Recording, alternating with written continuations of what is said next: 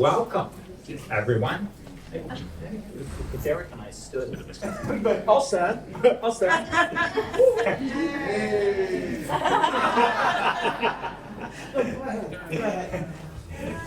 That was, yeah. That's not bad. So welcome. What a pleasure it is to be able to do this with Jamie. Most of you probably know Jamie. So we met now. How great that we get to do this together. And when I saw that what we were doing was about money, I was like, oh, I wonder why they picked us. So, yes, I definitely love the topic. I'm not shy about the topic. I think it's a wonderful topic, and it looks like a lot of people may have a lot of questions or wonder about it. So,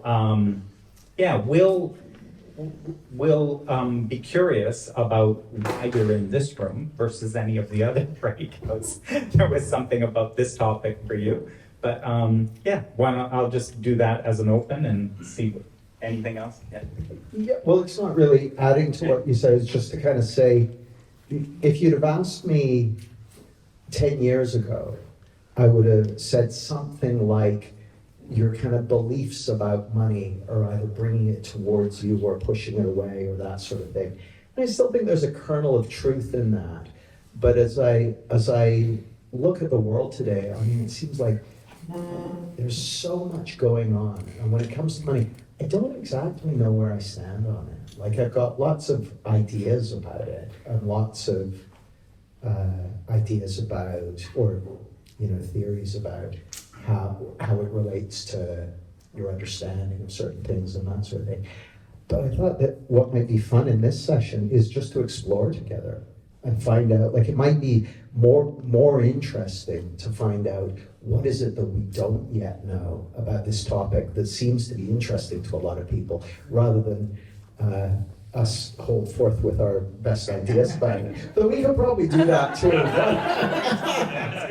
So we thought maybe if you've got questions or things you want to ask us or say about what had you come to this session, or you could warm up by turning to the person next to you and asking them, what had you come to this session, just to kind of warm up and get the juices flowing, because we heard that everyone likes it better if it's interactive.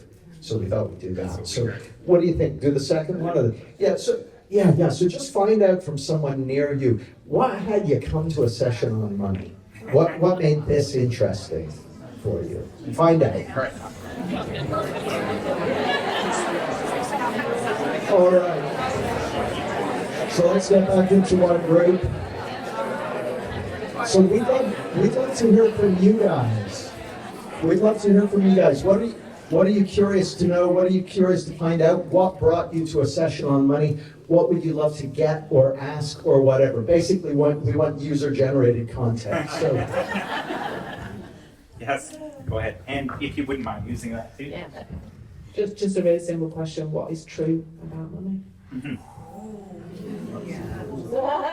Start with a small one. I love it. There is nothing true about money. It is completely thought constructed. Okay, so there is nothing actually true about it. It is not in a true nature or anything like that. Totally made up. Complete construction. Maybe that using that is you don't actually want or have any desire for money. That is never true. Right? So that is just never true. And what I mean from the point of what your true desire is, it is never money. Right? Money is the one thing that at its essence is always in order to. You think about, like, what would you do with it anyway? Like, literally, if I just had the money, it is always in order to. And so that's kind of interesting. So you're in a session and saying, yeah, you don't really want it. That's not the thing. And It represents something for you though. It does represent something for you, and there's something in that direction which you truly do desire. So something that it represents, you truly desire. And then you think that money will get you that. So. The other thing that strikes me, and I like everything Dominic said, is there's a way in which money is a tool.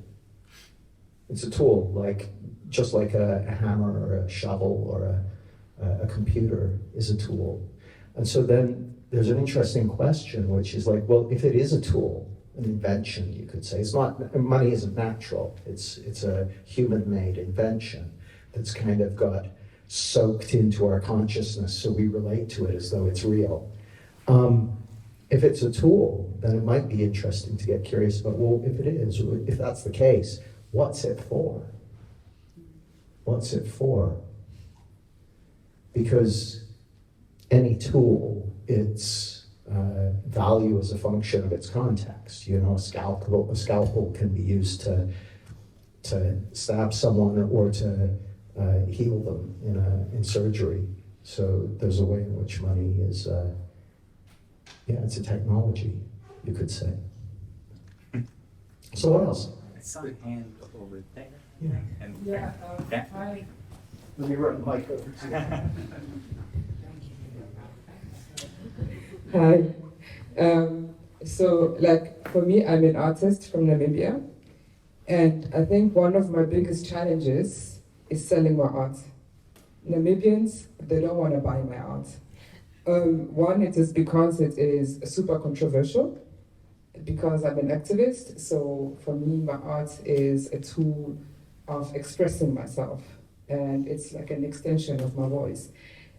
But there's always this thing of people want to negotiate the prices. I mean, my work is handmade, it's not. Anyways, so there is that aspect. And then you literally end up giving in because you know that I need to put food on my children's table. So there is that. And then also as a community worker, because we do a lot of free work through our Fridays for Future movement where we go into communities, and it's like in Namibia we don't necessarily have the how do you say Zugang? Who is German here? Access, yeah.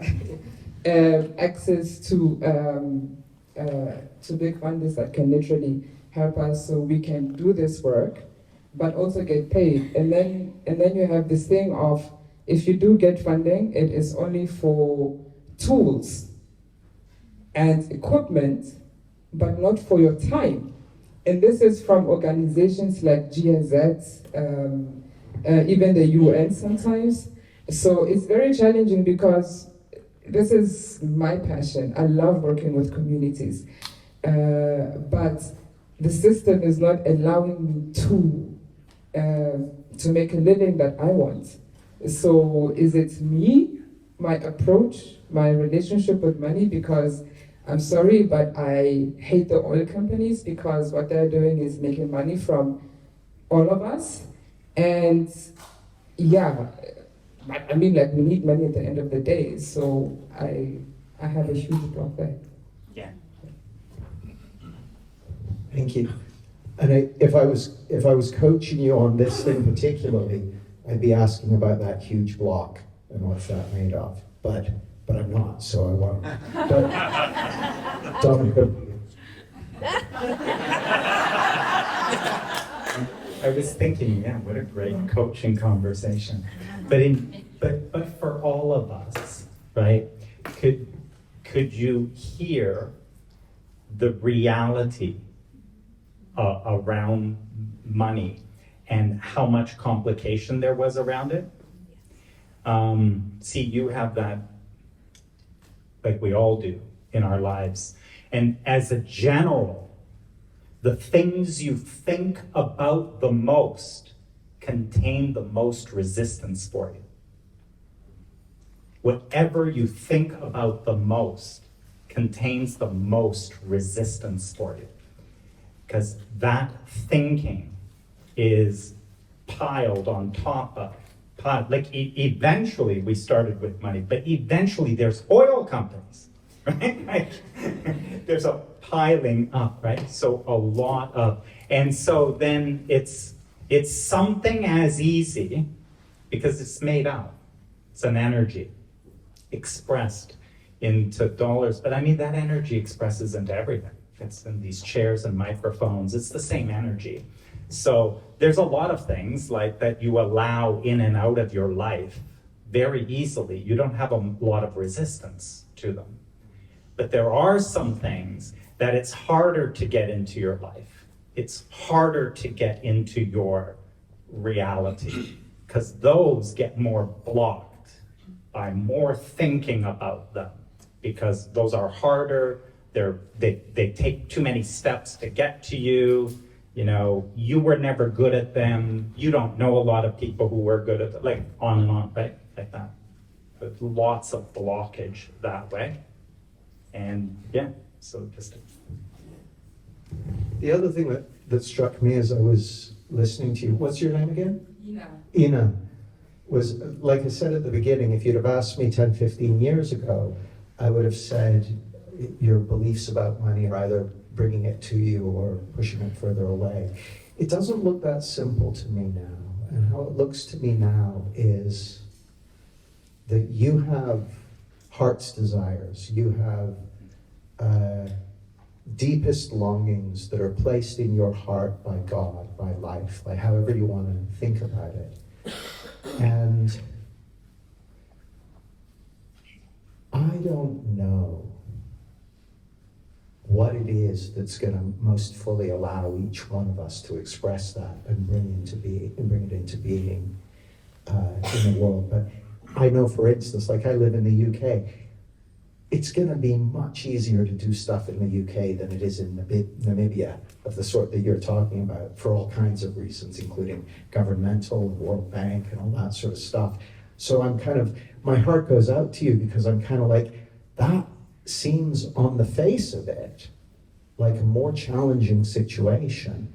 But then I also know the fact that you're an activist, the fact that you're guided to express yourself through your art and the different things you want to do, means that there's something that life's placed in your heart that wants to express in that way. And I trust that.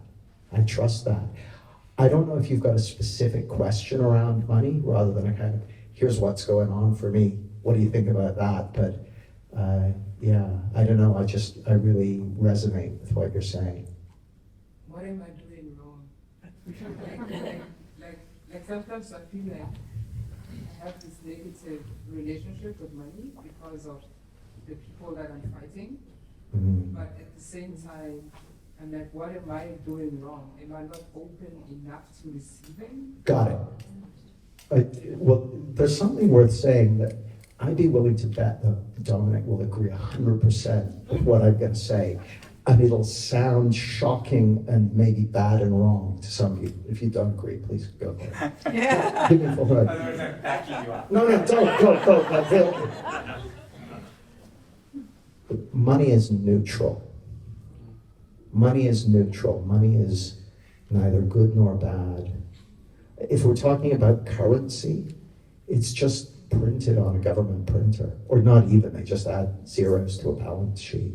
If we're talking about things like gold or silver or whatever assets, they're neutral. They don't have any feeling quality, good or bad, positive or negative. They're absolutely neutral. All the feeling that any of us have around it, for better or for worse, whether it's, oh, if I only had it, it would make my life better, or it's bad and wrong, all of that's made up from within using the power of thought. So that's how that looks to me. Thanks, Ina. What else? Oh, Did you agree with me 100%? I did.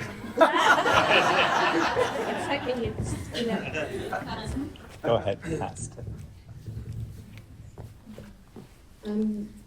I've got two things that are coming to mind. One is, what is your feeling around the idea that you have a rich life and it's not about money? Because, like, I think it's Bob Marley who said that his life is very rich. He's not got millions of pounds in the bank. So I'm just interested in what your ideas are around that. Mm. And the other one is, can I just say this one quickly? That there's a big industry that makes a lot of money out of other people's problems, as in lots of children are in the care system and that's $1 billion industry. So I don't know if you're aware of it, but I'm just interested in what the feeling is about some people in society making a lot of money out of other people's difficulties.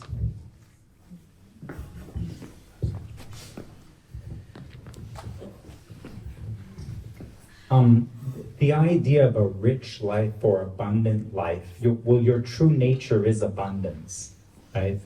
So that is your true nature is abundance. And so you can live an abundant life. You can be present to the abundance in life. And you, tomorrow I say, my talk is conscious creator. And you are a creator. You can be or do or have anything. So an abundant life, you get to choose what that looks like. You're not settling for what anyone tells you that they think an abundant life looks like. Your true nature is abundance. And it is your true nature is a unique expression of the possibility of abundance. And that comes into form never in a right or a wrong way. That would be like me painting love, and you say I got it wrong. I can paint it any way I want. Right? So there is true nature and energy, which is abundance, which can be expressed and lived by me any way that I want. Any way that I want. Yeah, but I will get in my own way about it. So you saying, I'm hearing that money is part of that? Or not. If you wanted to. Or not, yes. And if you want money as what a life of abundance looks like, that's great. And it could be unique to you. It could be a true desire of wanting that. And it is equivalent to someone wants more red in their life. They want more red clothes, they want more red in their home, and there's nothing wrong with that. And you can express that beauty any way you want. You can express abundance and experience your true nature of abundance any way you want. And if money is one of those ways, again, I say you don't want it. I say the thing about money is, it is rarely that you want money. Seriously, like what are you gonna do? Put it in a safe, stack it up, put it in the bank? Like, what's it do anyway? That one in particular is one that you really wanted for something. And a little bit of the getting tripped up is not following what that energy is of the true passion and true desire that you shortcut by saying, it's fine, I just need a lot of money. I just want a lot of it. And it's kind of like, just keep going. There's something calling you, and it's deeper and bigger than the cash, right? Yeah, I've worked with people who are extremely wealthy, who are unhappy. And I've worked with people who are wealthy and happy. And I've worked with people who have no money and are happy. And I've worked with people who have no money and are unhappy. They've done some kind of statistical research in the US, and they reckon there's a certain level of income, which is, I'm gonna say, something around $50,000 or something. And above that, it has no measurable impact on levels of happiness.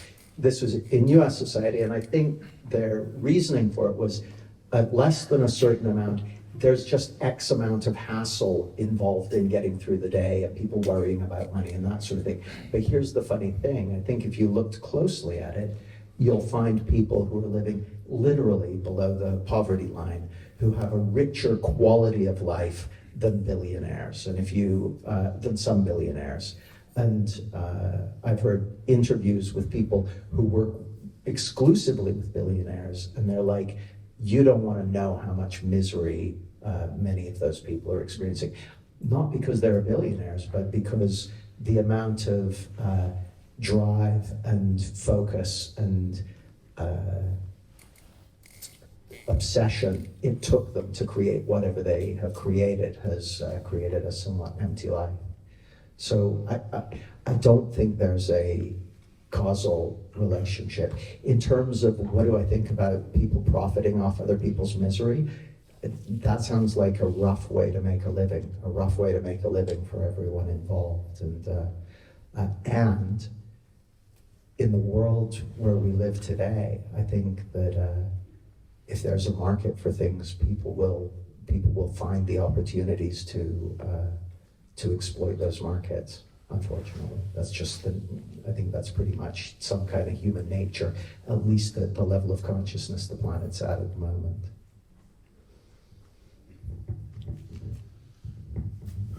What else?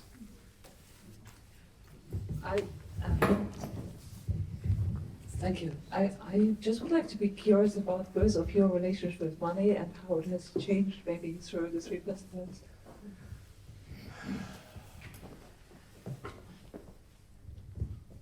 I'm gonna reflect on that. You go. Yeah. With the 3 principles, so my relationship with money has been generally very good for a long time. So fortunate in that way, maybe, is like I didn't have a lot of barriers to it. For me, my curiosity is about where I have limits. So I wonder why I have that limit. Like, why more wouldn't be? You know, why would I stop? Like, why does that stop there? And I could see things like that show up, like, well, I don't want to be working all day. It's like, who said work? Who said you would have to work? But it's sort of like a belief comes in, this thought comes in, and it's suddenly like, boom, there's your ceiling, right? And so some of that stuff has kind of, the thing with the principles is to realize, well, that's an interesting thought. It's just not true, but it's an interesting thought, right? So there's something about those kinds of things that have made me curious, like why, you know, and by the way, and in every single case, when one of those things come up, it will not feel good. So that's kind of how you know it was a personal thought. It will not feel good. When you think anything that is not serving you, it will never feel good. So that as a limit, or that as something that doesn't serve you and what you truly desire, right? It will jab at you. And so, and with the 3 principles, that's like something that can be like a wake-up call. It's like literally like a pain, like something jabbing at you, which serves to wake you up. Did you notice that? Like, did you just notice that, right? Like, so. That's very interesting. My journey with money has evolved. It's all been down to the principles, but from long before I got involved in the principles. So in the late 90s, I was on a training course with a guy, and up till then I'd had a very unawake, seemingly uncreative relationship to money. I just had jobs, and whatever, you know, the amount of money I had was a function of what my employer paid me, and that was that. And I was on a training course, and someone else on the course said to me, he was very wealthy, and so I was curious about that. And he said, well, Jamie, like most things, money is 95% psychology, 5% strategy. And I was like, what did you just say? Like, I'd never heard anything like that, but it woke me up, and I realized that how I thought about money, and to Dominic's point, how I felt about money, was telling me all kinds of stuff about my conditioning and beliefs and that sort of thing. Then a few years later, I heard a recording by Mr. Ian Watson called Living Abundantly. It was fucking great. And I had insights, and I didn't know they were insights at that time. It was before I came across the principles, but I had all kinds of insights as I was listening to that recording, which may be still available. Is it still available? Possibly. It should be. And that changed how I was thinking about money. But what I've noticed since I've got involved in the principles, there's a way in which, for me, money and energy are very closely connected. And what I've seen is that, so when we, at the end of 2020, sort of a year into COVID, I got ill. And I don't know if you've ever heard the saying, when the tide goes out, you can see who's not wearing any swimming trunks. But when the tide, it's a very big saying in the family. And it's my family. When the tide of my energy went out, I saw all the places in my business and in my work where I was using just throw more energy at it as the way to keep things going and that sort of thing. So I see them, for some reason, that feels like that's where the exploration around money is for me at the moment, the relationship between energy and money. So there's something interesting for me there at the moment. Do you mean like your life force or energy as? No, literally my life force, because I've always had a huge abundance of energy, and then all of a sudden I didn't, and it was like, hang on a second, have I got my life organized for counting on me having tons of energy all the time? So that gave me some stuff to think about. What else? We got more. Would you mind passing back? Thank you. I just noticed I keep giving the microphone. You go running after it. Which is true. It's all good. It's working. There's a team thing happening. Yeah, I felt We like didn't I even was talk about Yeah. Here we are. I just wanted to ask you to expand on what you said about throwing more energy into maybe like the last couple of sentences you Yeah. it got me interested. What do you mean?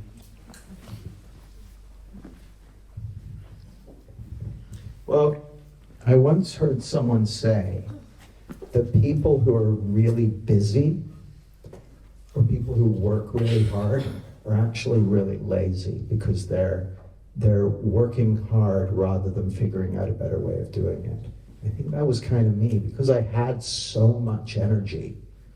It was easy for me to solve things just by throwing energy at it, just by going, well, I'll just work harder. It was no problem. I enjoyed it. It didn't cost me anything. But as soon as I couldn't rely on that, I was like, oh, hang on a second, that's not a good strategy. So I haven't really got more to say than that. But, That's good. That's good. That's great.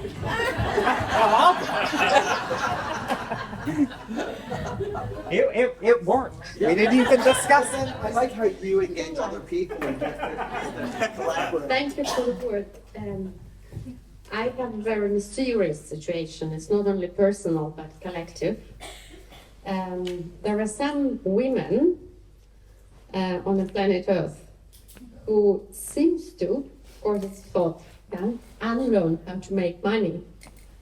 And they end up in situations of being not allowed to work for a long time, and then they simply cannot break back into the job market or be successful in their own businesses. Do you have any wise thought on that to share, both of you? I really would love to hear your opinions.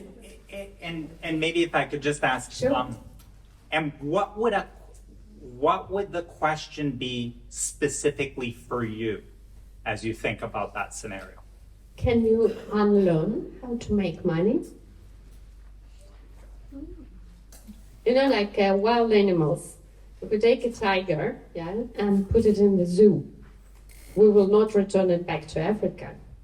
But we will take two women will not allow you to work in 1 to 3 countries, and then throw her on a job market in the Western world and say, go and find a job. So that's that, yeah. And that leads to suicides, psychiatry, and etc. Thank you. Respond. Yeah, what a great question that shows about the principles. So, see, that kind of a question is impossible to figure out from a finite mind. There are systems in place, there's like all kinds of stuff that goes on. It's impossible for a little tiny mind to figure out something like that. Fortunately, and the one thing we all know in this room is fortunately we don't need a finite mind to figure any of that out. So for any woman who's in a situation like that, fortunately, what we know is that that woman, every human being, has access to is an infinite intelligence, an infinite all-knowing intelligence. That I could rely on. So that can be relied on in that situation, under that system, having been out of the market for 2 years, raising kids, doing whatever, and with a systemic situation that discriminates and doesn't allow you back in and won't retrain you and all of that. So fortunately, there is an infinite intelligence that will guide that woman, every human being, right back into everything that they need. So I bring it up like this is, and why I ask the question, what's the personal question for you? Because when we ask a question about a system so big that we cannot do anything about it, we become even smaller than we are. So, but when I look for what's the question for me, and if I was working with a woman like that, I'd say, wow, yes, you've been out now for 2 years. This system is terrible, and where you are and how the market is horrible. But how do they help, or how do they get access to getting back in, and how do they access to mind to support them in doing that? There's something about that says, well, that doesn't solve the problem systemically, right? We'll never have any ability to solve the problem systemically if one person can't solve it. Right? So then forget a systemic solving. If we could get a person to solve it, then from there, potentially. Yeah, I don't have anything to add, but what I would say is with the technological changes that are sweeping the planet at the moment, we're going to see loads of people in a situation where what had looked like work they could rely on and that sort of thing for a long time suddenly isn't going to make sense anymore. And I think it's never been more important to point, for us to be able to point people in the direction Dominic described. Like there's no easy, I think I mentioned this earlier. I was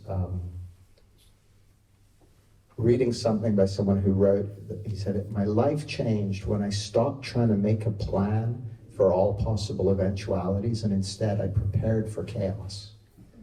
Because if I'm prepared, then I can deal with whatever comes up. And I think it's going to really, really do us all well to get prepared in whatever way makes sense. And I think the way Dominic described is one of the most valuable ways to get prepared for a world that's dynamic. You know, it strikes me that life is dynamic and changing, and our thoughts, they're fixed. They're like the thoughts you've already had, they're dead. There's nothing, they've got no juice in them. They may have been hanging around for a while, but they're not up to speed with what life's doing. And so instead, aligning with that wisdom and intelligence, I think that's where the action is.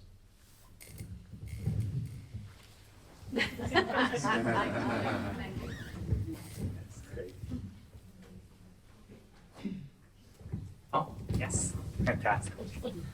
Here, I'll recruit you. Oh, wait, Pat. My question is, we need money to trade, and we work longer hours to get money, but how can we add value into it, what we have? As you said, 95% is psychological and 5% is something. I missed that part. But how can we add value to what we have? Okay.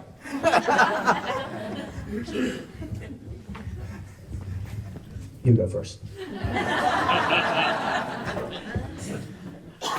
All right, I can. So there's not going to be a general answer that's going to work for everyone. It's going to depend what you're doing and that sort of thing. But one of the most overlooked sources of value that I see is the value of connection and relationship with the people that you're serving. And in my experience, relationship and connection have a value and a credibility all their own. You know, you're quite right. We use money to trade and to store value and that sort of thing, and that's a practical matter. And it's funny. It's like tangent, but a friend of mine, I was chatting with him the other day, and he's spent the last 20 years living quite frugally and traveling all over the world. And he's living in Colombia at the moment. And I said, oh, Colombia has got a reputation for being kind of sketchy. How do you find it from a safety perspective? He said, well, here's the interesting thing. He said, my safety in Colombia comes from the relationships I have with the people in the community here. He said, it's dangerous for tourists. He said, but I'm not a tourist. I've got relationships with the people in the town where I live. And so I know how to move and all that sort of stuff. And so it seems to me that connection and relationships are a profound source of value, and one that people are often willing to invest in. So to me, I think, especially from a principles perspective, connection and relationship is the way that every single human being can add value without having to figure out some new gizmo or something like that. It's something you've already got within you. And I know we're probably on time, so we'll cut it. I don't know that I would add more to that. However, one thing I would say, just generally, is get off the topic. There's some questions that I've heard that have so much resistance in them. Get off the topic and get what you want. Figure out what you really want. Is to be able to trade, to be able to have community, to be able to have some kind of freedom, and start to focus more on the feeling of what it is you really want. Get off this topic of money. Once you get off this topic, it will have a chance to melt a little bit, because it's a little bit too stiff and too hard. Right? Yeah. Great, thank you.